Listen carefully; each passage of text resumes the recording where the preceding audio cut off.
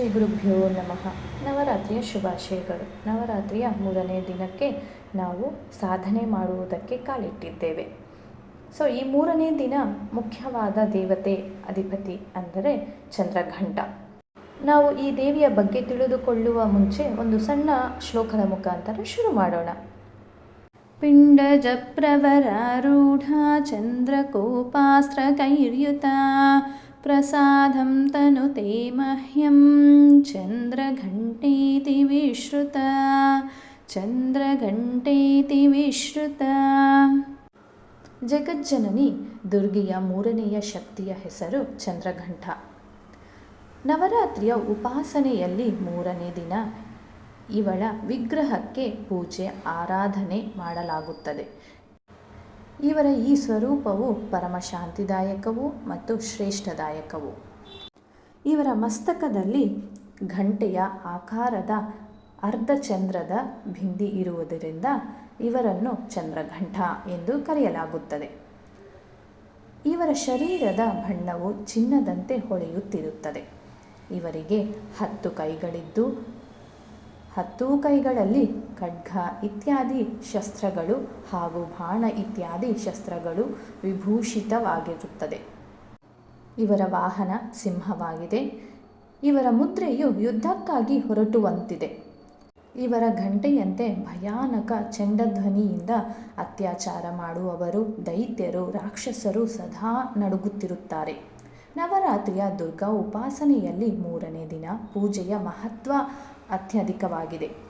ಈ ದಿನ ಸಾಧಕನ ಮನಸ್ಸು ಮಣಿಪುರ ಚಕ್ರದಲ್ಲಿ ಪ್ರವೇಶಿಸುತ್ತದೆ. ತಾಯಿ ಚಂದ್ರಘಂಟೆಯ ಕೃಪೆಯಿಂದ ಅವನಿಗೆ ಅಲೌಕಿಕ ವಸ್ತುಗಳ ದರ್ಶನವಾಗುತ್ತದೆ, ದಿವ್ಯ ಸುಗಂಧಗಳ ಅನುಭವವಾಗುತ್ತದೆ ಹಾಗೂ ವಿವಿಧ ಪ್ರಕಾರದ ದಿವ್ಯ ಧ್ವನಿಗಳು ಕೇಳಿಸುತ್ತದೆ. ಈ ಕ್ಷಣಗಳು ಸಾಧಕನಿಗಾಗಿ ತುಂಬ ಎಚ್ಚರವಾಗಿರಬೇಕಾಗುತ್ತದೆ. ಜಗಜ್ಜನನಿ ಚಂದ್ರಘಂಟೆ ಕೃಪೆಯಿಂದ ಸಾಧಕನ ಸಮಸ್ತ ಪಾಪ ಹಾಗೂ ಬಂಧನಗಳು ನಾಶವಾಗಿ ಹೋಗುತ್ತವೆ. ಇವರ ಆರಾಧನೆ ಬೇಗನೆ ಫಲದಾಯಕವಾಗುತ್ತದೆ. ಇವರ ಮುದ್ರೆ ಸದಾ ಯುದ್ಧಕ್ಕಾಗಿ ಅಭಿಮುಖವಾದಂತಿರುತ್ತದೆ. ಆದ್ದರಿಂದ ಭಕ್ತರ ಕಷ್ಟಗಳ ನಿವಾರಣೆಯನ್ನು ಇವಳು ಬಹುಬೇಗನೆ ಮಾಡಿಬಿಡುತ್ತಾರೆ. ಇವರ ವಾಹನ ಸಿಂಹವಾದದ್ದರಿಂದ ಇವರ ಉಪಾಸಕರು ಸಿಂಹದಂತೆ ಪರಾಕ್ರಮಿ ಮತ್ತು ನಿರ್ಭಯವಾಗಿರುತ್ತಾರೆ. ಇವರ ಘಂಟೆಯ ಧ್ವನಿಯು ಸದಾಕಾಲ ತನ್ನ ಭಕ್ತರ ಪ್ರೇಮ ಬಾಧೆ ಮುಂತಾದವುಗಳಿಂದ ರಕ್ಷಿಸುತ್ತದೆ. ಇವರ ಧ್ಯಾನ ಮಾಡುತ್ತಲೇ ಶರಣಾಗತನ ರಕ್ಷಣೆಗಾಗಿ ಮತ್ತೆ ಘಂಟೆಯ ಧ್ವನಿ ಮೊಳಗುತ್ತದೆ.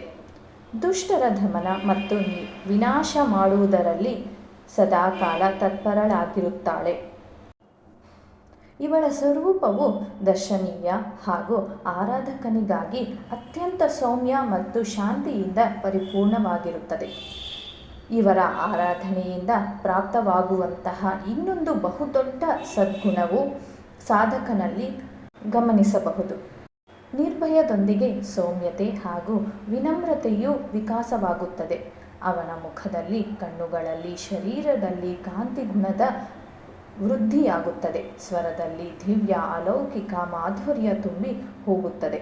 ತಾಯಿ ಚಂದ್ರಘಂಟೆಯ ಭಕ್ತರು, ಉಪಾಸಕರು ಹೋದದ್ದೆಲ್ಲ ಜನರು ಅವರನ್ನು ನೋಡಿ ಶಾಂತಿ ಮತ್ತು ಸುಖವನ್ನು ಅನುಭವಿಸುತ್ತಾರೆ. ಇಂತಹ ಸಾಧಕನ ಶರೀರದಿಂದ ನಾವು ಒಂದು ದಿವ್ಯವಾದ ಪ್ರಕಾಶವನ್ನು ನೋಡಬಹುದು.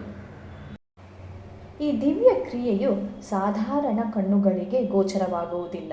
ಆದರೆ ಸಾಧಕ ಮತ್ತು ಅವನ ಸಂಪರ್ಕದಲ್ಲಿ ಬರುವವರು ಈ ಮಾತನ್ನು ಚೆನ್ನಾಗಿ ಅನುಭವಿಸುತ್ತಾರೆ.